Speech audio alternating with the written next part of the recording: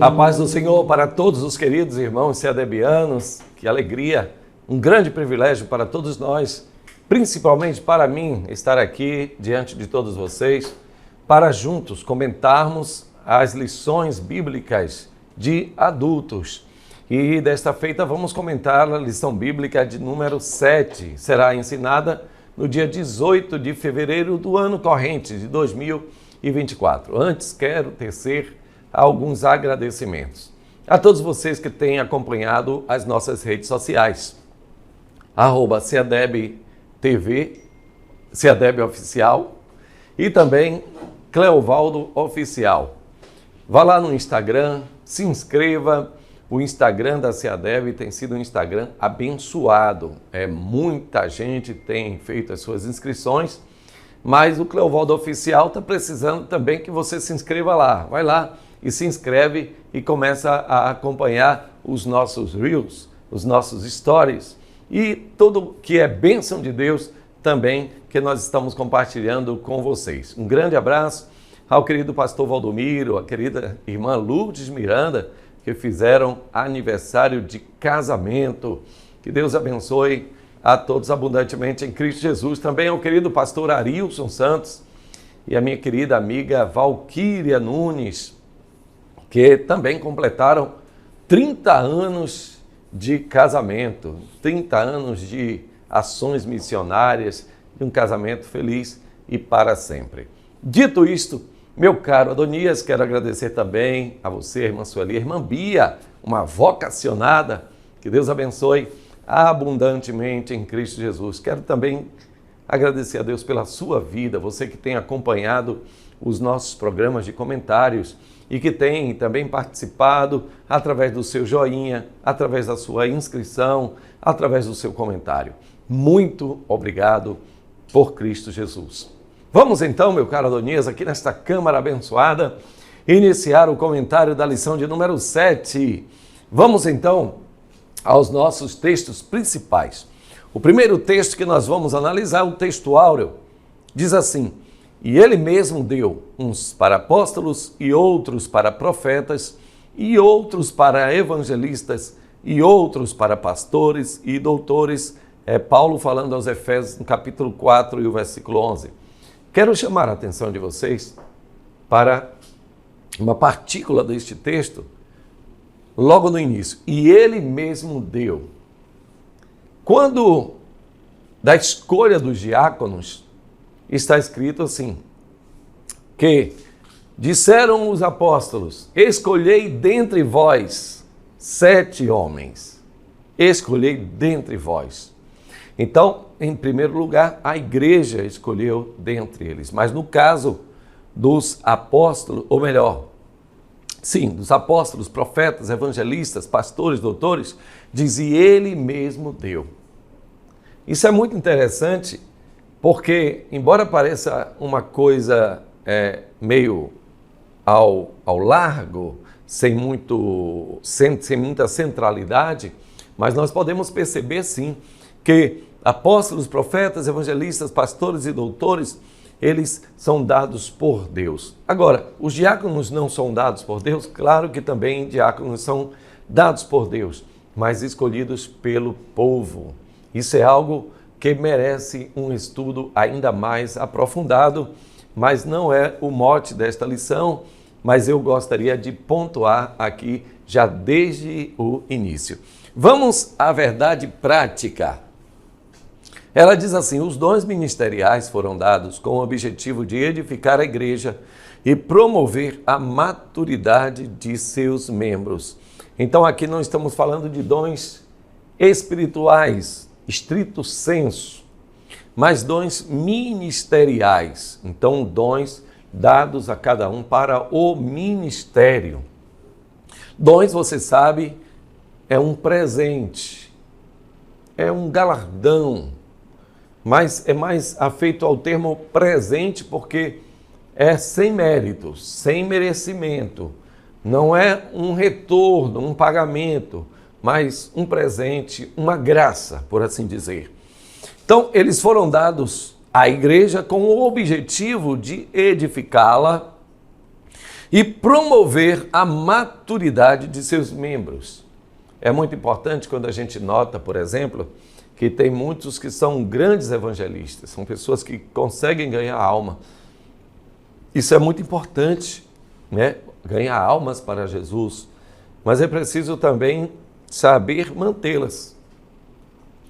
Tem muitos que são bons na chegada, mas no meio do caminho perdem a paciência, se cansam, não tem aquele carinho, aquela paciência em manter as pessoas até que cheguem à maturidade. Mas o apóstolo disse, irmãos, falando aos Gálatas, por quem novamente sofro as dores de parto, até que Cristo seja formado em vós. Então ali o apóstolo estava dizendo exatamente sobre a persistência até a maturidade. E os dons ministeriais são dons que envolvem principalmente ou principalmente, de uma maneira muito forte, a promoção da maturidade. E quero dizer, já desde o início, já interpretando a verdade prática, que os dons ministeriais, eles exigem paciência na sua ministração. Então, se você não é uma pessoa paciente, com certeza você pode até exercer o dom ministerial, mas você exercerá de uma maneira inadequada, com certeza trará muitos problemas para você mesmo e para as pessoas que são ministradas por você. Aquele que não tem paciência para conduzir o rebanho tem que passar novamente como fez Moisés. Moisés passou 40 anos conduzindo ovelhas, pastoreando ovelhas, até que compreendesse o que é conduzir o povo de Deus.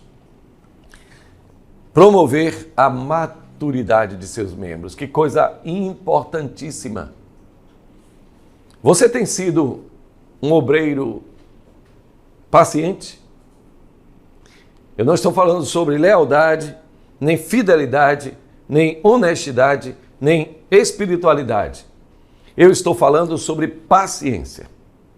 Você tem sido paciente? Paciente com a imaturidade de muitos, paciente com os neófitos, paciente com os que claudicam, pacientes com aqueles que chegam, pacientes com aqueles que muitas vezes são desobedientes, né? Conduzir o tal com espírito de mansidão. É necessário paciência para o exercício do ministério. Se lhe falta paciência, lhe falta sabedoria. E aquele que tem falta de sabedoria, peça a Deus, que a todos dá e não lança em rosto. Vamos lá então, a leitura bíblica em classe. Vou falar aqui para você nesta câmara, leia comigo. É muito importante que nós leiamos juntos a palavra de Deus. Então vamos à leitura bíblica em classe. Efésios capítulo 4, versículos de 11 a 16, diz assim: E ele mesmo deu uns para apóstolos, e outros para profetas, e outros para evangelistas, e outros para pastores e doutores, querendo o aperfeiçoamento dos santos para a obra do ministério, para a edificação do corpo de Cristo. Até que todos cheguemos à unidade da fé e ao conhecimento do Filho de Deus, a varão perfeito, à medida da estatura completa de Cristo.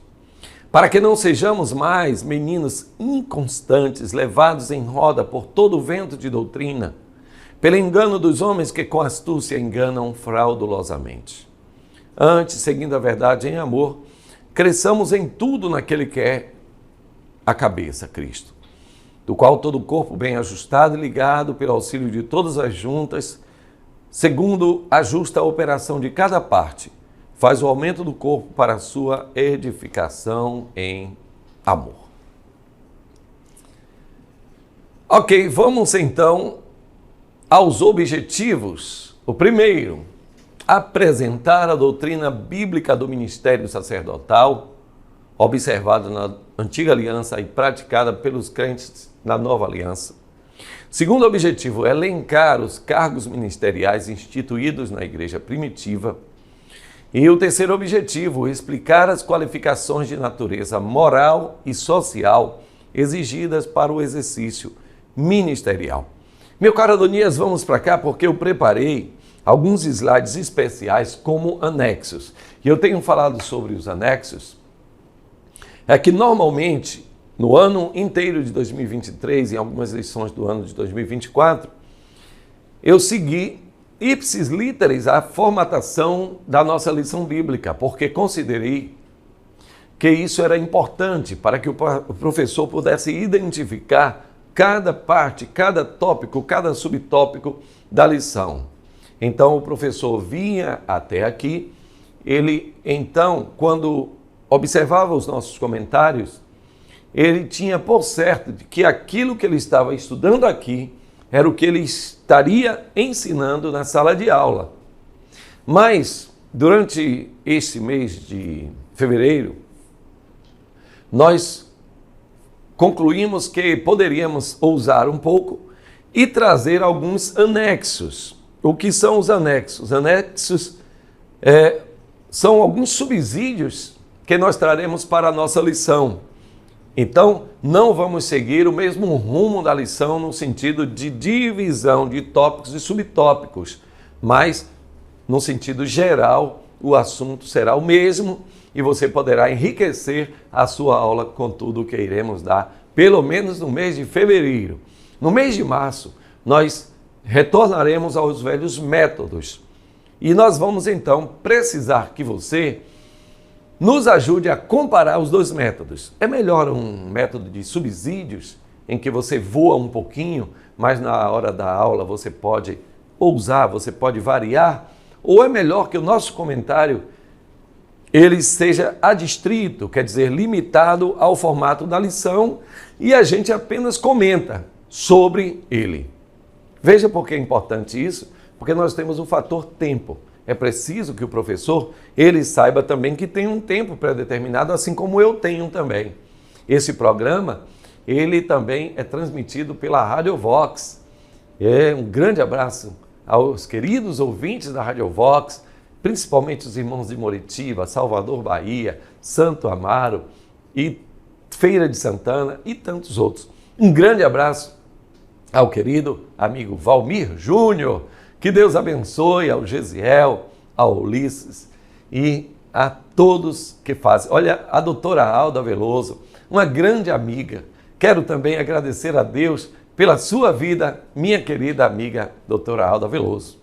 Vamos voltar para aqui, Adonias, para falar então sobre os nossos anexos. Então eu trouxe aqui o anexo 1. Antes deixa eu explicar essa tela criada por IA, ou IA, Inteligência Artificial, que mostra a figura de um corpo formada por gente. Que maravilha, eu gostei. Porque nós somos o corpo de Cristo e ele é a cabeça, ou o cabeça, né? Então, eu gostei dessa imagem, eu gostei. Vamos lá então, o que é ministério? Ministério é o termo coletivo que aponta para vários oficiais e autoridades religiosas e civis no contexto bíblico. O ministro, no sentido mais elevado, é o chefe de um departamento governamental ou alguém comissionado para representar o seu governo no serviço diplomático. Em sentido secundário, um ministro é alguém que age em situação de subserviência a outrem e cumpre a sua vontade. No sentido eclesiástico, um ministro é alguém autorizado a pregar a palavra de Deus, usualmente através de alguma ordenação, e que dirige as atividades religiosas de sua igreja local. Então, apresentamos aqui o ministério, o minister, aquele que pega o peso. O ministro é aquele que é ordenado, ou aquele que é mandado, aquele que representa alguém. O ministro, por si mesmo, não tem autoridade original. É uma autoridade delegada, delegada por alguém.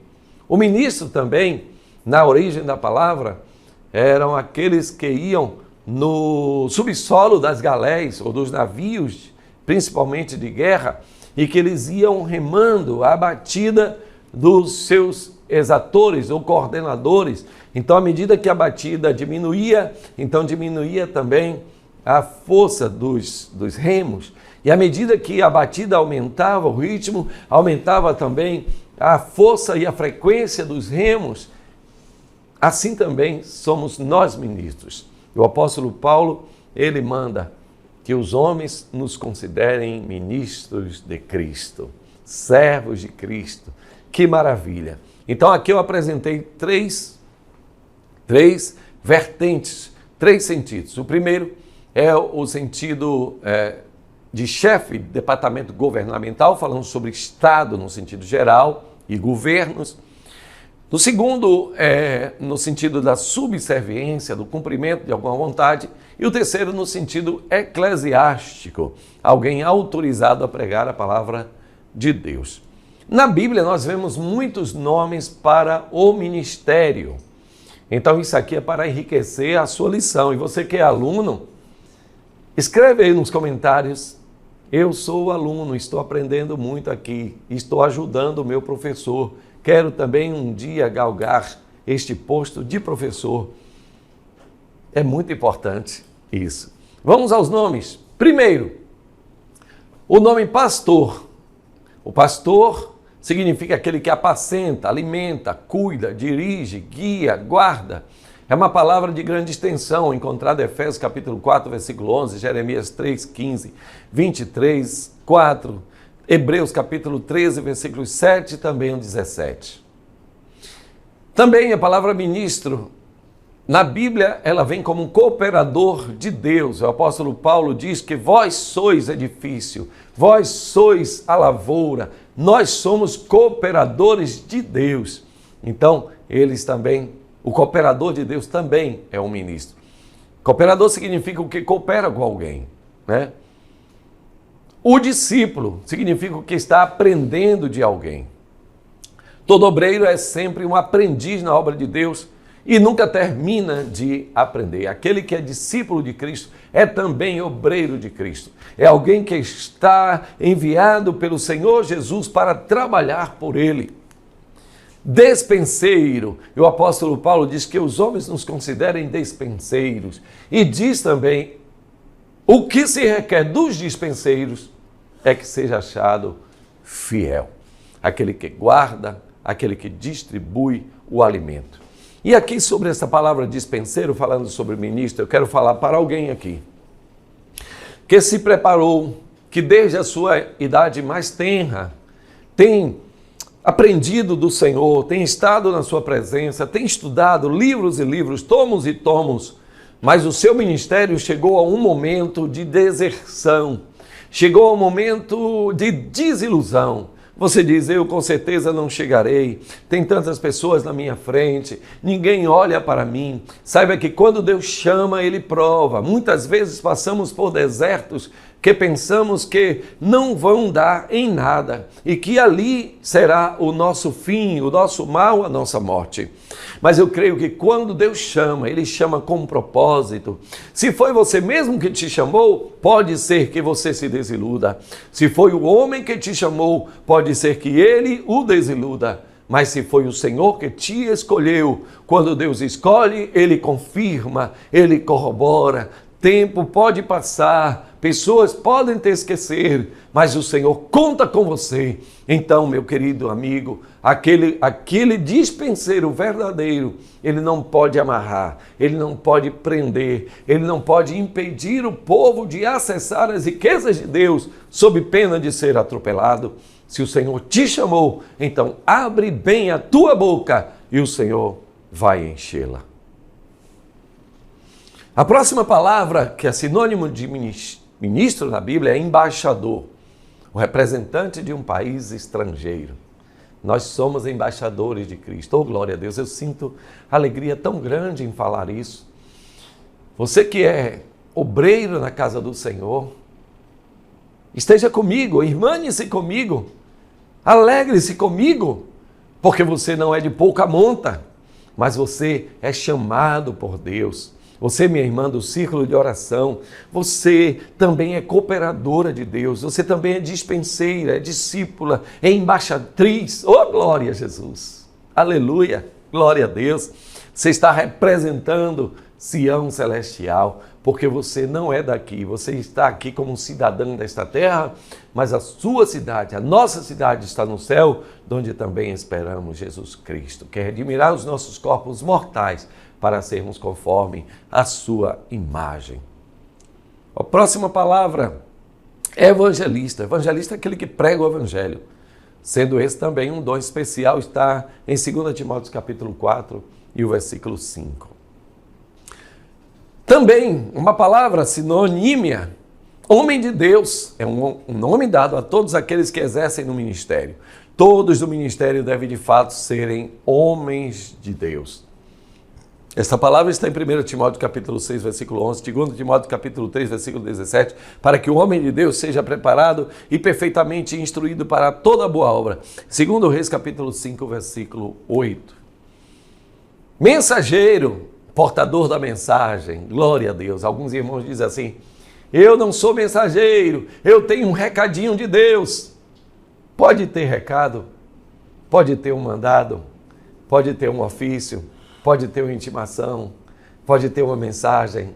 Oh, glória, o que importa é que seja da parte de Deus e que você entregue. Glória a Jesus, todos somos mensageiros de Deus. Não guarde a carta.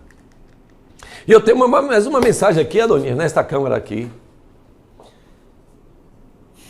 Em um certo filme chamado Central do Brasil, há uma pessoa que faz, às vezes, de mensageira. Então ela recebe as cartas que vêm do Nordeste para distribuir às pessoas em São Paulo. Mas o que acontece é que, à medida que ela vai trabalhando, ela vai pegando a confiança das pessoas. Então chega um momento que ela está cansada daquilo. Ela então recebe as cartas e ela não reparte as cartas. Ela não entrega as cartas. O que acontece é que as pessoas que estão mandando as cartas ficam frustradas porque pensam que aqueles destinatários não estão respondendo as cartas. E aqueles a quem foi destinado a carta também ficam frustrados, desiludidos, porque pensam que o seu parente aqui no Nordeste não está mandando cartas. Veja como um mensageiro pode causar tantos distúrbios, tanta dor, tanto sofrimento, simplesmente porque não cumpriu com o seu mistério, não cumpriu com a sua função. Você é mensageiro de Deus, entregue a mensagem de Deus. E quando falo entregar, não é aquele que diz, eu entrego mesmo, eu falo mesmo, dou a quem doer, acerte. A gente sabe que é assim, mas a verdade tem que ser falada em amor. A mensagem tem que ser entregue em amor. Então, se você quer ser um mensageiro de Deus, seja um mensageiro, mas saiba como entregar a mensagem. Ministro da palavra. É uma das principais funções do pastor, é pregar a palavra de Deus. Neste ponto ele é também chamado de pregador, ministro do evangelho. Evangelho quer dizer boas novas, das quais o obreiro é um anunciador. Missionário enviado. Qualquer pastor evangelista pode ser enviado a um país estrangeiro como missionário. Obreiro. É assim chamado porque trabalha na obra do Senhor. Existem também os obreiros fraudulentos, com os quais devemos ter muito cuidado, porque são obreiros de Satanás. Servo, todos os ministros são servos de Deus. Esse é o título que o apóstolo Paulo gostava muito de empregar com respeito a si mesmo. Paulo, servo. Né? Jesus foi chamado servo de Jeová, em Isaías capítulo 42 e o versículo 1. Jesus mesmo disse que foi enviado para servir, porque o próprio Filho do Homem não foi enviado para ser servido, mas para servir e dar a sua vida em resgate de muito. Soldado é uma posição que lembra guerra, batalha. O obreiro é um lutador contra as hostes do pecado, hostes espirituais da maldade que operam nos lugares celestiais. Olha que maravilha, glória a Deus. Então todas essas são sinônimos, são palavras que permeiam ali o universo do significado da palavra ministério. Mas vamos ao anexo 2, as máximas. O obreiro tem que estar preparado para toda boa obra. O aproveitamento do obreiro resultante da sua preparação deve ser algo notável, manifesto a todos. Tem muitos obreiros que pensam que o seu preparo é apenas para o seu círculo íntimo. Não, o preparo do obreiro é para a igreja. E deixa eu tirar uma dúvida já aqui, meu caro. Deus, ele prepara obreiros para a sua seara. Mas isso não quer dizer que sempre o obreiro que está se preparando, está fazendo cursos, está participando de palestras, que ele vai sempre pregar para multidões. Não, mas pastor, o meu dom é pregar, tá certo? Mas você acha que no círculo de oração de jovens não precisa de um pregador?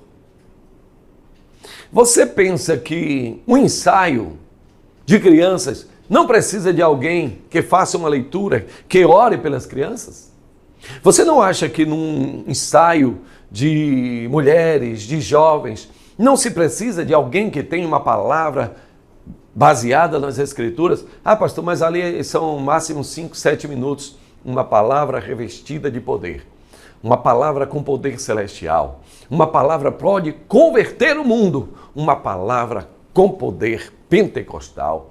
Então, uma palavra só, é assim que se faz, é assim que se começa. O que acontece é o seguinte, que muitas pessoas que se consideram preparadas querem apenas os holofotes, querem apenas estar diante de muitas pessoas. Minha gente, o Senhor Jesus Cristo, ele ao mesmo tempo que pregou para 5.000 pessoas, somente contando os homens, sem contar os meninos e as mulheres, ele também pregou para Nicodemos, uma só pessoa, para a mulher samaritana, uma pessoa só. Então, o obreiro do Senhor, que tem o chamado para a obra, ele deve preparar a sua mente para toda boa obra, para que todos vejam, olha, aquele ali está preparado. Quer chamar? Chama ele. Mas ele só prega para muito, não. Chama para muito, prega para pouca gente, prega para um só, testemunha, discipula, visita. Eita Deus! Para ensinar é preciso ser discípulo. Quem não se prepara não pode ensinar. É preciso preparar-se antes, durante e após a execução do seu trabalho ministerial. Rapaz, olha o preparo espiritual. Na vida de um obreiro são indispensáveis alguns valores quanto ao seu reconhecimento como um homem de Deus e chamado ao ministério. Então é preciso uma preparação. E a preparação é em diversos aspectos da vida do obreiro. Então, eu listei aqui alguns aspectos muito importantes da vida do obreiro e que não pode faltar. Primeira delas é a fé. Sem fé é impossível agradar a Deus. Então, a primeira coisa é que tem fé, tem que ter fé. E não é pouca fé. O Senhor disse assim, olha, por que duvidastes, homens de pequena fé? Então, passou do tempo de ter pequena fé.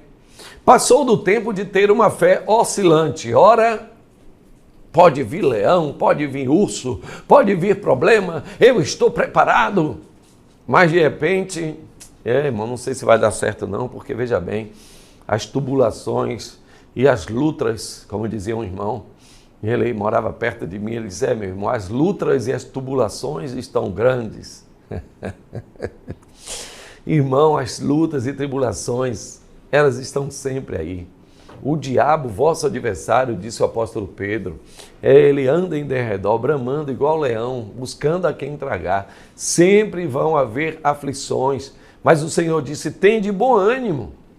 A nossa fé não pode oscilar tanto, embora haja sim uma certa oscilação, temores por dentro e por fora, como disse o apóstolo Paulo, mas é preciso ter uma consistência de fé. Então a primeira coisa é a fé do obreiro. Segundo é o amor. O obreiro na seara do Senhor precisa viver no verdadeiro amor. Sem essa virtude não poderá exercer o ministério profícuo que enaltece o nome do Senhor. Conhecimento da palavra e das doutrinas bíblicas. Ser um ministro de Deus sem conhecer as Escrituras é, no mínimo, um ato leviano.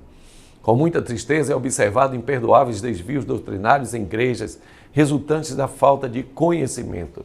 Em Oséias, o Senhor disse, o meu povo perece por falta de conhecimento. Mas o Senhor não está falando exatamente como culpa do povo.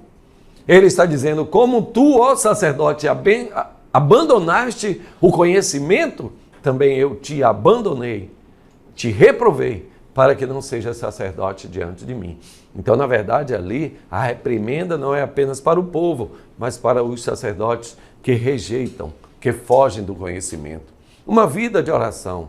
A vida de oração é parte integrante da preparação espiritual de todos os servos do Senhor. 1 Tessalonicenses, capítulo 5, versículo 17. Orai sem cessar. E uma vida de piedade pessoal.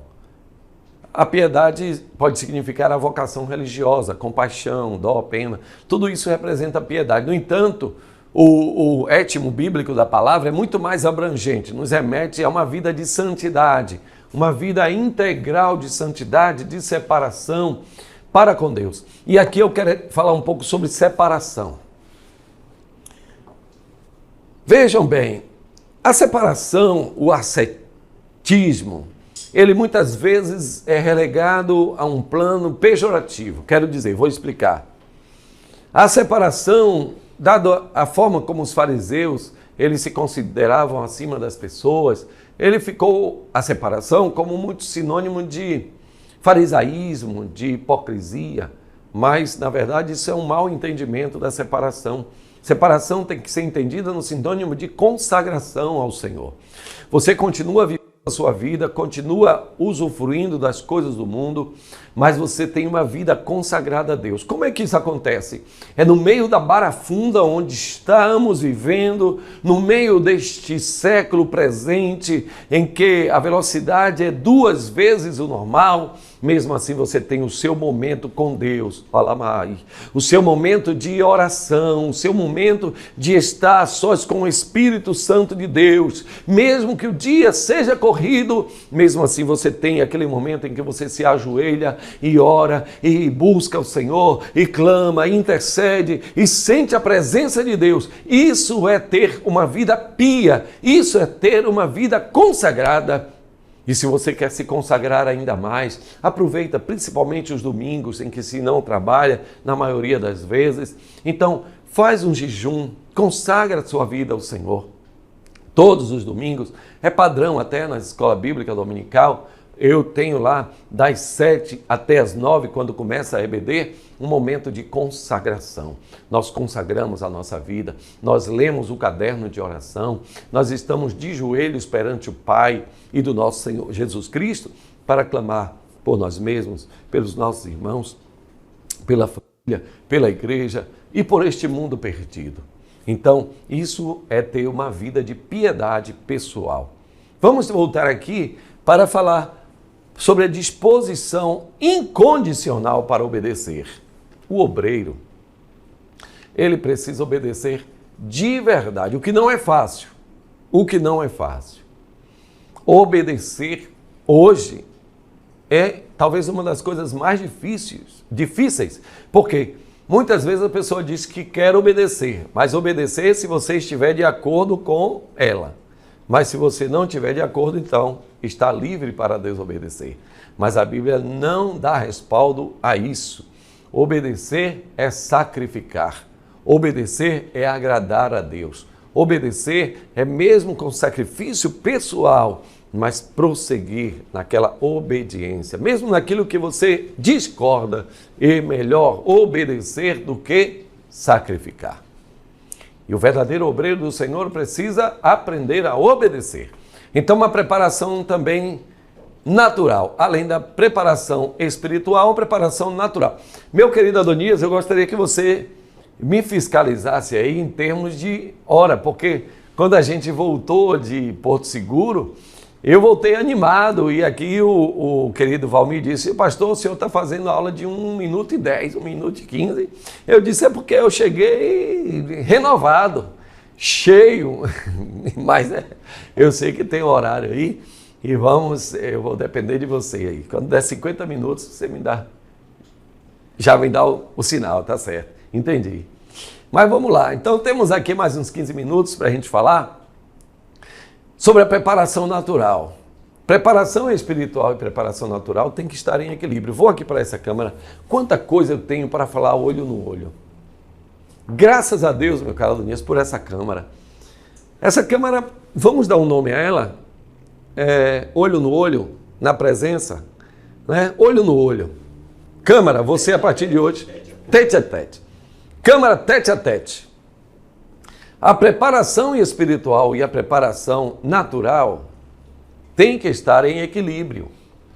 Se nós nos preparamos muito em oração, jejuamos, oramos, buscamos ao Senhor, mas não estudamos a palavra de Deus, não organizamos as nossas ideias, não participamos de seminário para ouvir também o que o Senhor tem para nós através de outras pessoas, então nós ficamos desequilibrados.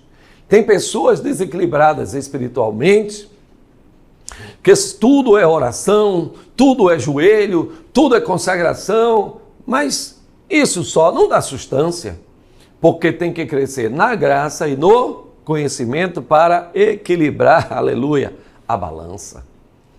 Então, tem outros que são desequilibrados na questão acadêmica, a questão aqui chamada de natural, e estão cheios de pão, de conhecimento bíblico, de conhecimento teológico, filosófico, de conhecimento de tantos filmes que veio, TV, assistiu isso, aquilo, outro, pá, Bíblia de educação, de aplicação pessoal, Bíblias Thomas Nelson, mas vamos orar ali. Ah, não, irmão, eu vou estudar. Ô, irmão, vamos buscar ali o Senhor. Não, irmão, que eu tenho que preparar aqui uma coisa. Muitas vezes querem erguer um edifício só com cimento e areia. Mas saiba que cimento e areia sozinho não ergue nada, não dá liga. Tem que colocar água. Glória a Deus. E aqui eu quero interpretar a água como aquilo que amolece, que mistura, que endurece, que faz liga. É a vida espiritual junto com a preparação acadêmica, a preparação natural. Então, se você estiver desequilibrado, vai ter um ministério deficiente. Então, vamos à preparação natural. Primeiro, o obreiro, ministro, tem que ter uma ética cristã ministerial. Não é fazer aquilo que dá na cabeça. Não. É preciso saber dos limites, né? Oh, glória a Deus. Será que está atingindo alguém? Será que está entristecendo alguém? Então, isso são limites éticos. Será que invadir a área de alguém? Será que ultrapassei o tempo de alguém? Porque toda vez que você fala muito, você leva alguém a falar menos. Então, alguém preparou um sermão, vou ter aqui 30 minutos, mas aí você passa do seu tempo e aí diminui. A pessoa não fala nada por educação, mas ao invés de 30, ela fica só com 20 minutos. E se reclamar, ainda é problema, né? Então, é preciso ter essa questão ética, ético-cristã. Ela é baseada em um tripé: relação espiritual, deveres para consigo e a relação social. Tem muita gente, muitos obreiros, muitos ministros que têm deveres consigo mesmo, com Deus, mas na relação com os outros ele peca muito. Parece que os outros são sempre mais pecadores, são sempre impuros, e às vezes ele ou ela que é muito pura. Não vou falar com ninguém não, para não me ensujar, para não pensar errado. Cuidado com isso, tem que ter um equilíbrio. A cultura geral, ou cultura do ambiente. Conhecimentos gerais que toda pessoa esclarecida possui e se esforça para adquiri-los, visando no aumento de sua bagagem cultural. O apóstolo Paulo, o David Livingstone, o George Whitefield, o próprio Gunnar Wingren e tantos outros servos de Deus. O próprio apóstolo Paulo dá um exemplo. Ele tinha muita bagagem cultural. E ele disse, assim como alguns poetas de vocês disseram, dele também somos criatura, nele vivemos, nos movemos e existimos. Paulo utiliza um poeta. Será que você também pode utilizar o Camões? Pode utilizar o Dante Alighieri? Pode utilizar a cultura geral para ganhar pessoas? Lembre-se que você está no macrosistema. Lembre que você tem de atingir não apenas cristãos que são pessoas que te amam, mas também pessoas que não são cristãs, para atraí-las a Cristo. Então você tem que ter um ponto de contato, um ponto em comum, e esse ponto de contato pode ser a cultura geral. Conhecimento gramatical. É indispensável que o obreiro se esforce para adquirir o domínio básico da língua, através da qual precisa se comunicar. E aqui eu quero falar mais uma vez na tete-a-tete. Muitas vezes nós pensamos assim, mas antigamente os irmãos não sabiam nem falar nada, mas Deus usava. É verdade. Tem um que não sabia fazer um O com um copo, mas Deus usava. É verdade. Mas só que o seguinte, a sociedade ela muda. As pessoas antes não tinham acesso a faculdades, não tinham acesso a livros, mas hoje já têm acesso a livros. Então, para você alcançar as pessoas, é preciso, sim, um conhecimento avantajado. Uma outra coisa, porque lá no interior as pessoas são mais cristãs, são mais crentes, fervorosas, exatamente porque não tem muito conhecimento. Alto lá não é exatamente isso, não. Tem muita gente no interior que não tem contato e Deus usa dentro das suas limitações, mas tem muita gente no interior que sabe muito mais do que o pessoal da cidade e Deus usa muito mais. Então, nós precisamos estar, e a Bíblia Sagrada está aqui para isso. Tem muita gente que não sabe ler. A minha tia Lídia, ela aprendeu a ler com a Bíblia Sagrada, comparando aquilo que os irmãos falavam com aquilo que ela estava vendo ali. Então Deus ensinou a ela a ler através da Bíblia Sagrada. Talvez você tenha também um testemunho de alguém que aprendeu a ler através da Bíblia Sagrada, mas hoje nós temos escolas chamadas de pré-primário, ensino fundamental, nós temos universidades, nós temos cursos técnicos, nós temos cursos de tecnólogo, nós temos pós-graduações. Então tudo isso nós precisamos utilizar para que possamos entregar à Igreja de Deus e também ao mundo um conhecimento mais preciso. Algumas vezes o próprio Adonias me diz, pastor, o senhor usou uma palavra aí que eu não conheço. Gente, não é porque eu quero ser preciosista, que é mais uma palavra um pouco difícil. É que muitas vezes é a palavra mais adequada e o dicionário está aí para isso. Às vezes, para explicar uma coisa, a pessoa faz uma curva, vai. Quando ela volta, você nem sabe mais o que ela falou no início. Por quê? A pessoa não tem a palavra mais adequada. As palavras, elas existem para que o discurso ele seja mais assertivo. E falei mais uma palavra difícil, meu Deus. Para que o discurso seja entendido com maior clareza. É isso que eu quero dizer. E como é que a gente vai atingir clareza? O grande Winston Churchill foi um grande homem, estrategista militar na Segunda Guerra Mundial. Ele escrevia os seus discursos e daqui a pouco ele começava a sintetizar, começava a juntar e apagava e riscava, exatamente para colocar as palavras certas, adequadas, na hora certa. Então, para que o discurso não ficasse tão prolixo, tão longo, que as pessoas perdessem o interesse. Isso também é muito importante. Você tem uma mensagem para dar. Não perca a sua mensagem em grandes curvas que muitas vezes cansam os nossos ouvidos. E isso se atinge através do conhecimento também. E nesse caso, do conhecimento gramatical. Olha também a saúde do obreiro. O seu ministério só irá até onde for sua saúde. Vou voltar esta câmera aqui para você ver o quadro aqui pintado. O seu ministério só pode ir até onde a sua saúde aguentar. Se você é um obreiro muito dedicado ao Senhor, está sempre na casa de Deus, ou sempre em visitações, ou sempre no evangelismo, mas não cuida da sua saúde, infelizmente eu tenho que ser muito preciso nisso aí. Chegará um momento em que o seu ministério sofrerá limitação, em que a cartilagem já não vai obedecer ao que você quer, porque você não cuidou de calcificá-la bem.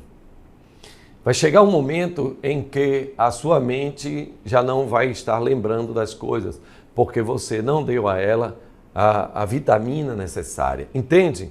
Vai chegar um momento em que a limitação da sua saúde vai também limitar o seu ministério. Então, cuidar da sua saúde, alimentar bem o seu corpo, ter os seus momentos de sono, é importante não apenas para o seu próprio gáudio, quer dizer, a sua própria alegria, mas para o ministério que Deus te confiou. E isso é muito sério. Preste bem atenção ao que eu estou dizendo. A sua mulher não é chata, a sua mulher não pega no pé, os seus filhos não estão pegando no seu pé, os seus filhos não querem ver você esfriar na fé, os seus filhos querem que você cuide de você mesmo e cuidando de você mesmo, você também cuida do ministério. Adonias, a irmã Sueli está ali apertando muito para que você cuide da sua saúde. Agradeça a Deus, meu filho. Agradeça a Ele, porque mandou ela para cuidar de você. Então, o cuidado dela é o cuidado de Deus com o seu ministério. Eita, Deus me usou aqui agora. Né? A família é a sociedade. O obreiro tem que manter um saudável relacionamento com a sua família, já que a mesma colabora, e muito, para o desenvolvimento espiritual, ministerial e emocional do obreiro. Você está de bem com a sua família? Ou está de rusga? Ou está brigando? Muitas vezes, os desentendimentos com a família, eles são gerados pelos desencontros, que muitas vezes, até a forma como nós fazemos o nosso culto a Deus, ele pode causar. Sim, pode sim. Quer ver uma coisa que causa muito estranhamento? É o horário de sair para o culto. Causa ou não causa? Tete a tete. Nessa câmera aqui, tete a tete. Causa ou não causa? O obreiro sabe que tem que chegar cedo. Mas a esposa, normalmente, ela quer passar um pozinho a mais. Aquela saia, eu pensei que a saia estava boa, mas a saia está isso, está aquilo outro. Vou trocar. Jesus da glória, meu Senhor amado. Vamos, minha filha. E você fica se arrumando para depois ficar me chamando. Que negócio é esse? E aí começa. E aí já chega na igreja assim, ó. E o obreiro, muitas vezes, ao invés de adorar, glorificar, fica ainda com aquela aparência pesada. Por isso que, às vezes, você está assistindo uma live e você está vendo a alegria do Senhor na igreja e o obreiro lá, parecendo que está em outro quadrante do mundo, em outra dimensão. E não é boa, não. A dimensão não é boa. O que está bom está ali na igreja, a igreja recebendo. Mas o obreiro está ali, ó. O sangue de Jesus é a minha vitória. Meu Deus. Cuide bem da sua família. Trate bem a sua família. Viva a sua vida bem em sociedade. Procure conhecer as pessoas do seu bairro. Procure conhecer as pessoas do seu condomínio. Ande um pouquinho. Comece a fazer amizades. Não é pecado, não, o crente fazer amizades. É ao contrário. É salutar. É muito importante. Porque se você vai ganhar aquelas pessoas para Jesus, como o fará se não houver um ponto em comum? E o ponto em comum é a amizade. Alguém já escreveu um livro falando sobre esse aspecto importantíssimo, o tesouro de ter amigos e ganhá-los para Jesus. Então tenha uma boa relação. O bom hábito de ler. Meu Deus, o brasileiro lê pouco demais. Vou voltar aqui. Tem que dar um nome também para essa câmera aqui. Longe, longe. Plano americano. Hã? Plano americano. Plano americano, pronto. Plano americano. O bom hábito de ler. Frontal. Frontal é melhor, né? Frontal. Então, o brasileiro ele tem lido muito menos. Agora, veja a minha análise. Se formos contar a quantidade de letras e de palavras que nós lemos no WhatsApp, no Instagram e alguns no Facebook, em placas de outdoor e em tantos outros lugares, bula de remédio, se nós formos contar, dá para ler um livro a cada mês. Dá para ler um livro a cada mês. E tem outra coisa que aqui eu vou fazer uma sugestão para vocês. Se você é alguém que não pode estar muito lendo, porque está dirigindo, está muitas vezes viajando, então compra um Walkman, ainda tem o Walkman não, né? Compra um aparelho pequeno, bota um fone de ouvido, desde que não seja na rua, porque é perigoso, né? E começa a ouvir um livro, chamado audiobook. Então você pode ler alguns livros, ouvir alguns livros. Eu mesmo, quando estava viajando muito, eu ouvi todo o livro de Isaías, algumas vezes. Que coisa maravilhosa. A gente pensa, não, eu só creio em ler. Não, ler é muito importante, porque quem lê mais, vale mais. Quem lê, viaja. Já dizia o slogan do governo federal há algum tempo. Mas em relação ao crente, ler é muito importante. Ouvir é muito importante. Então o obreiro, principalmente, ele tem que ler mais. Não somente a palavra de Deus, mas também outros livros de geografia, apologética, filosofia cristã, livros, revistas da Casa Publicadora da Assembleia de Deus. E eu, aqui no Tete a Tete, quero muito agradecer a Deus pela Casa Publicadora das Assembleias de Deus. Desde a minha meninice, que eu ouvia falar no doutor Antônio Gilberto, grande doutor que nos ensinava nos CAPED, cursos de aperfeiçoamento para CAPEB, para professores da escola dominical. E é CAPED, na verdade. E como era importante, como foi importante.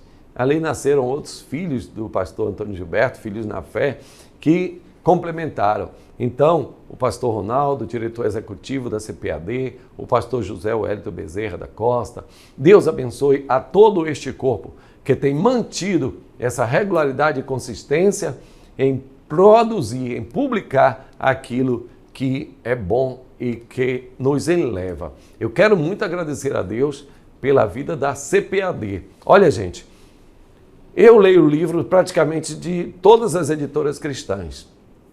A Betânia, a Mundo Cristão, a Editora Vida Cristã, tem outras editoras também, que a Editora Fiel, que algumas independentes, inclusive, mas a CPAD, ela melhorou muito, mas muito mesmo.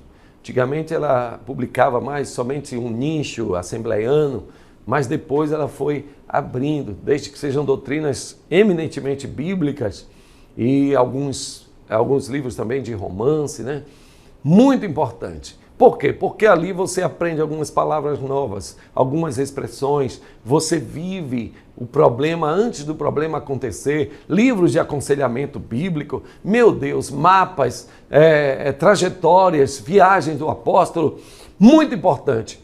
Eu dou graças a Deus pelo falecido pastor Antônio Neres, porque a primeira coisa que ele fez foi me presentear na Escola Bíblica Dominical. Eu tinha 9 anos. Eu respondi uma pergunta e ele me deu um livro. Sabe qual foi o livro?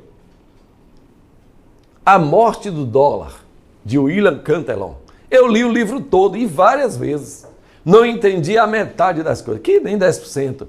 Mas eu lia e isso me ensinou muita coisa de economia. Até hoje, este dilema, morrerá o dólar? Mas dentro daquele livro existiam tantas coisas importantes sobre a Primeira e a Segunda Guerra Mundial, sobre o poder político, sobre o governo mundial, sobre a Organização das Nações Unidas, que hoje eu vejo, digo, aquele livro foi um precursor, foi um profeta, e é muito importante. Então, meu querido ministro, obreiro do Senhor, tenha o bom hábito de ler. Se você perdeu, volte novamente a ler. E aqui, por fim, o controle emocional. Olha, hoje eu não vou passar, tem muita coisa aqui que eu falaria, mas eu vou deixar para uma próxima oportunidade. Se você pedir e se você achar importante, então eu vou dar continuidade a esses slides que falam sobre o ministério de uma maneira profunda.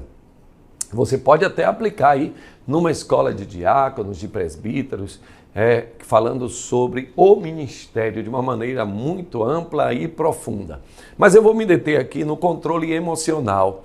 O obreiro, ele tem que ter controle emocional. É fundamental para o exercício do seu ministério. Um ministro desequilibrado, temperamental, poderá fazer muitos estragos na seara do mestre. Será que você tem deixado que o seu temperamento, que a sua emoção, ela desequilibre aquilo que Deus tem para você? Será que sentimentalmente você tem sido equilibrado? Ou tem deixado que os sentimentos ele moldem a sua atuação como ministro? Se você tem deixado que os sentimentos ele possa lhe colocar lá em cima e lá embaixo, então você precisa de controle emocional. Esse controle emocional, gente, ele tem que ser trabalhado na sua vida. Procure o seu pastor, diga, olha, realmente eu preciso de ajuda. Eu não estou conseguindo me controlar emocionalmente. Muitas vezes eu perco a estribeira, perco a paciência. Muitas vezes eu sou amável demais. Eu não consigo disciplinar as pessoas. Procura o seu pastor para que haja um controle emocional. Gente, então vou voltar aqui para a frontal, para agradecer a Deus. Eu vou dar apenas uma visão, o obreiro e sua função. Eu aqui determinei função de pastor, evangelista, presbítero, diácono e cooperador, que é uma função que pouco se fala, mas o auxiliar da igreja, preparação para a diaconia é muito importante. Mas eu não vou falar agora, dado o tempo, mas se você quer que a gente expanda esse tema, então coloca aí, por favor, pastor, expanda o tempo. Se não quiser usar por favor, então você mesmo manda. Expanda. Como é o nome daquele negocinho? Hashtag expanda. Então vamos subir a hashtag expanda. Que Deus abençoe a todos em nome de Jesus. Que o Senhor te abençoe e te guarde, que o Senhor estenda o seu rosto sobre ti e tenha misericórdia de ti e te dê a paz. E não esqueça de acessar as nossas redes sociais.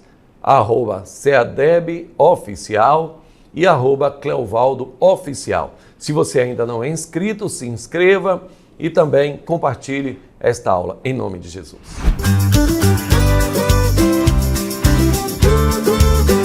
Seadeb TV, uma herança de fé pra você.